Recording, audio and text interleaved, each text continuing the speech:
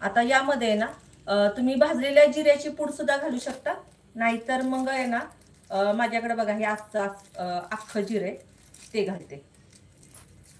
आणि कसं होतं ना ज्या वेळेस उन्हाळ्यामध्ये ना भाकरी खायचा खूप कंटाळा येतो किंवा जेवण जेवायचा खूप कंटाळा येतो ना, मग त्यावेळेस आहे ना असं थोडंसं चटपटीत चाट तुम्ही बनवू शकता. आता यामध्ये ना थोडंसं पाणी घालणार आहे आणि ही चटणी ना मिक्सरला लावून फिरवून घेते.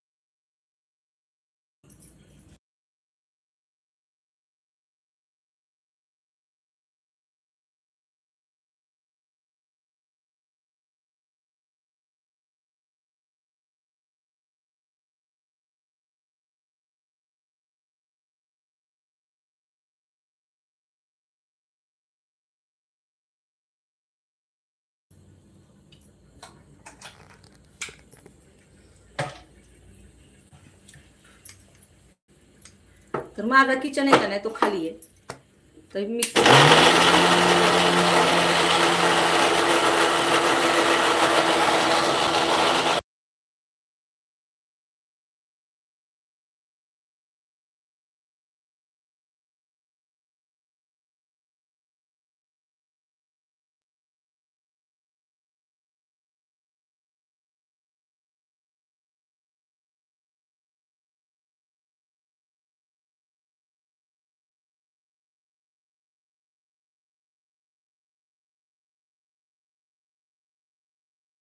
सुगंध खूप छान सुटलाय. आणि ही चटणी ना तुम्ही कुठल्याही चाट सोबत किंवा सँडविच सोबत खाऊ शकता. चटणी अशीच आहे ना फ्रीज मध्ये आईस करून ठेवली ना, जे बर्फाचा आपला ट्रे असतो ना त्यामध्ये ही चटणी जर तुम्ही ठेवली ना तर ही चटणी चांगली राहते आणि कलर सुद्धा बदली होत नाही बघा याचा. कुठल्या पण आहे ना चाट सोबत तुम्ही खाऊ शकता. आता इथं चटणी करून रेडी झालेली आहे, चिंच गुळाची चटणी रेडी आहे आणि आपलं गोड दही सुद्धा रेडी आहे. आता सगळं रेडी झालेलं आहे. तर इथे बघा एका साईडला ना मी कुकरमध्ये आहे ना रगडा शिजत घातला होता. तर याला थोडीशी वाफ आहे अजून, त्याची वाफ थंड होतीये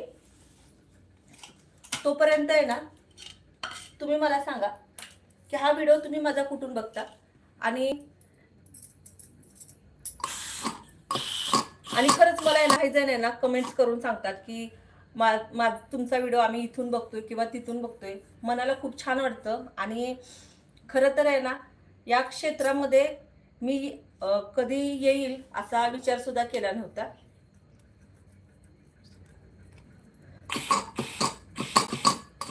आणि खरं तर आहे ना मला दुसऱ्यांचे व्हिडिओ बघायला आवडायचे, पण स्वतः करायचं म्हटलं ना तर भीती वाटायची.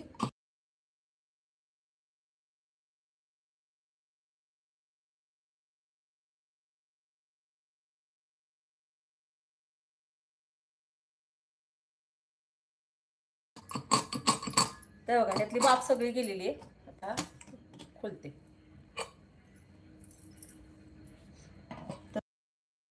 शिजलाय. तिथं मॅशर घेतला आणि या मॅशरने ना आता मॅश करून घेणार आहे.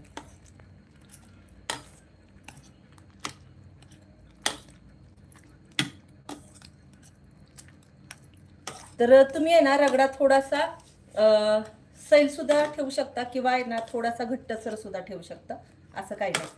तर हा रगडा आहे ना परत आपल्याला शिजवायचाच आहे, म्हणून थोडासा हाताने असं स्मॅश करून घेते मी, म्हणजे सगळा एकसंध होईल. आणि कसं होतं ना हा वाटाणा आहे ना मी सकाळी भिजत घातला होता. तर तुम्हाला थोडासा बघा